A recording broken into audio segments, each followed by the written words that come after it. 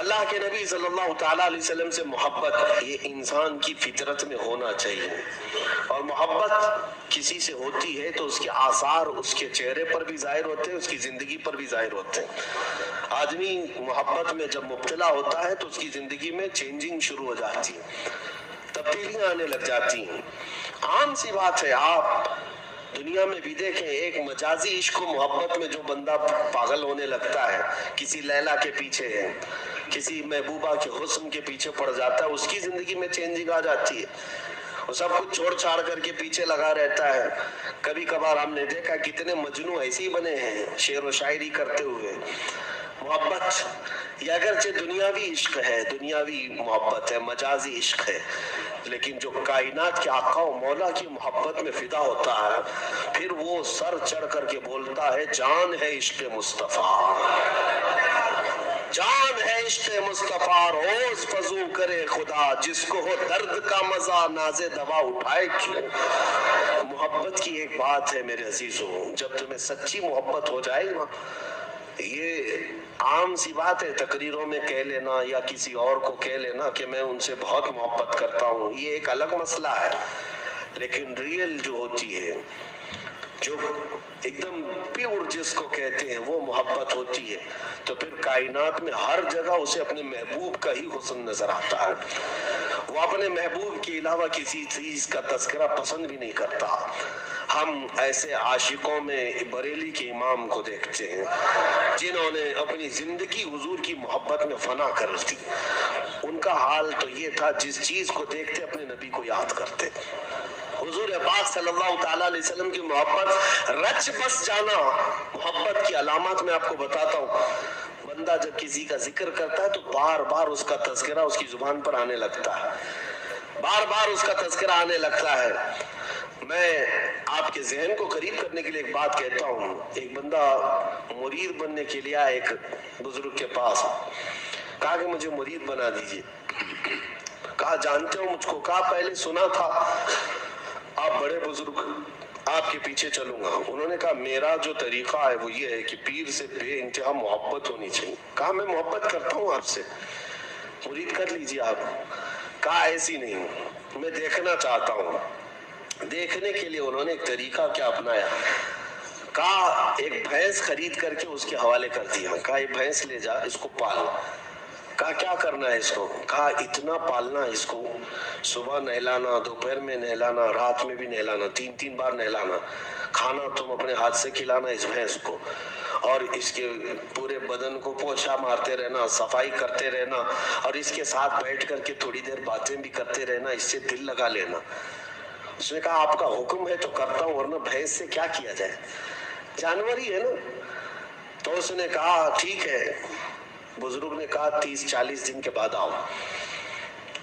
8 دن کے بعد وہ آیا تو اس سے پوچھا کیا حال ہے؟ کہا ٹھیک ہوں۔ کہا بھینس کا کیا حال ہے؟ کہا وہ بھی ٹھیک ہے۔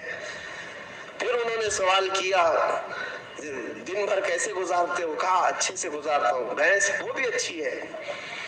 کہا جاؤ 40 دن کے بعد ہم ملتے ہیں۔ 40 دن کے بعد آئے۔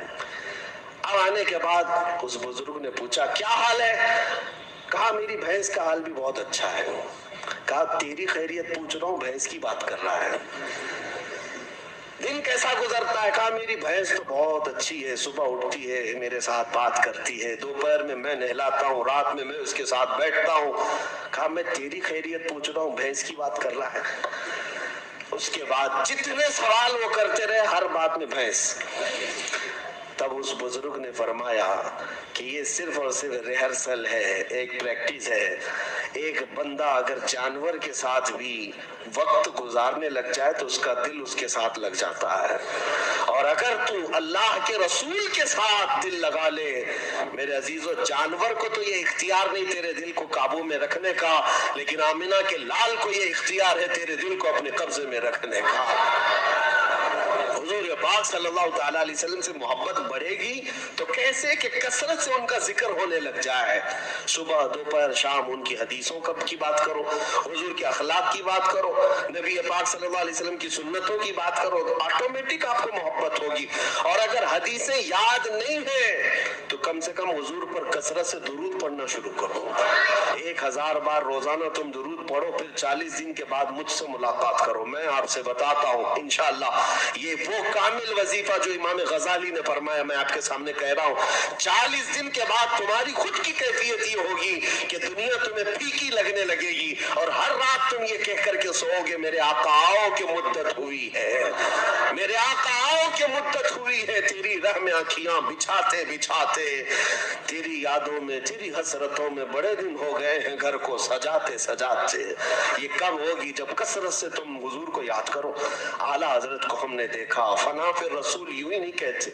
कोई साहब आए आला हजरत के पास, एक गुलाब तोहफे में लेकर आए, कहा कि हुजूर ये बहुत अच्छा गुलाब है, कबूल फरमा ले। देखा, उसके बाद कहते ये तो सुबह खिलता है शाम में मुरझा जाता है, मैं उस गुलाब से मोहब्बत करता हूँ जो कभी नहीं मुरझाता,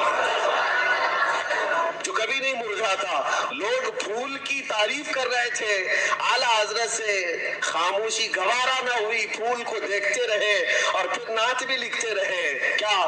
सरताब कदम है तने सुल्तान जमन फूल, लब फूल, दहन फूल, जकन फूल, बदन फूल।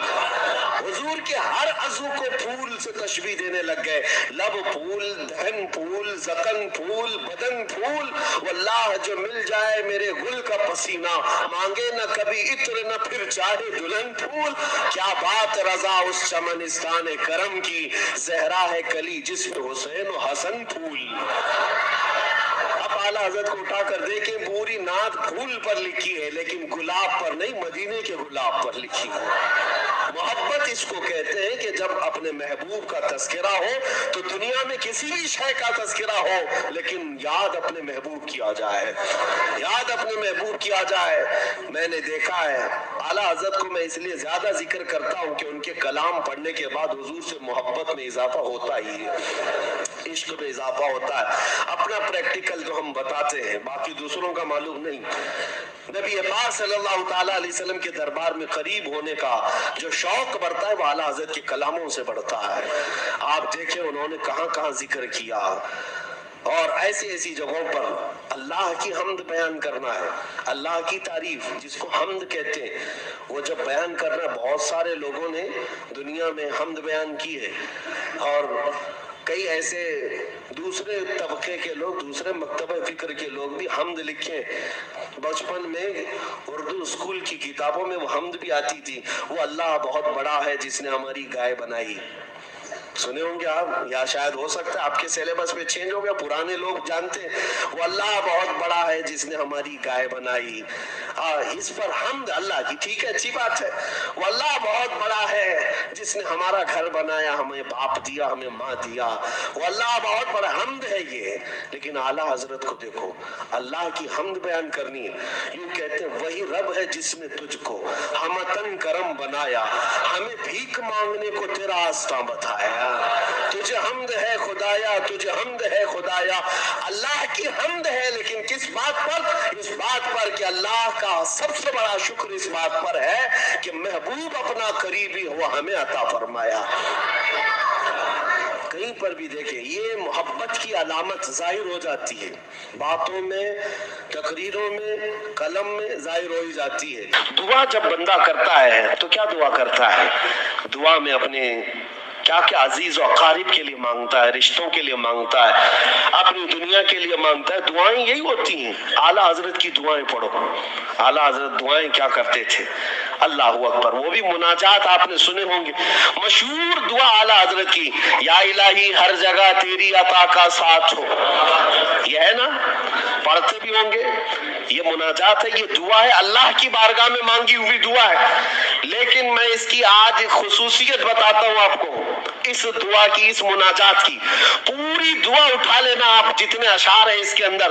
पहले मिसरे में अल्लाह से तलब, अल्लाह से मांग रहे हैं, और दूसरा मिसरा जो भी आएगा इसमें, इस हमद में, वो सिर्फ और सिर्फ रसूलुल्लाह को मांगा गया है।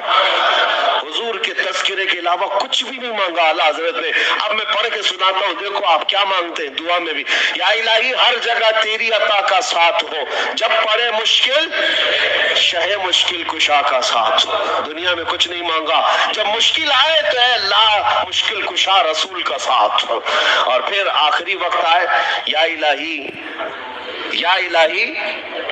جب زبانیں باہر آئیں پیاس سے، یہ قیامت کا منظر ہے، یا الہی جب زبانیں باہر آئیں پیاس سے کیا ہونا چاہیے؟ پھر کہتے ہیں صاحب کوثر شہ جود و سخا کا ساتھ ہو۔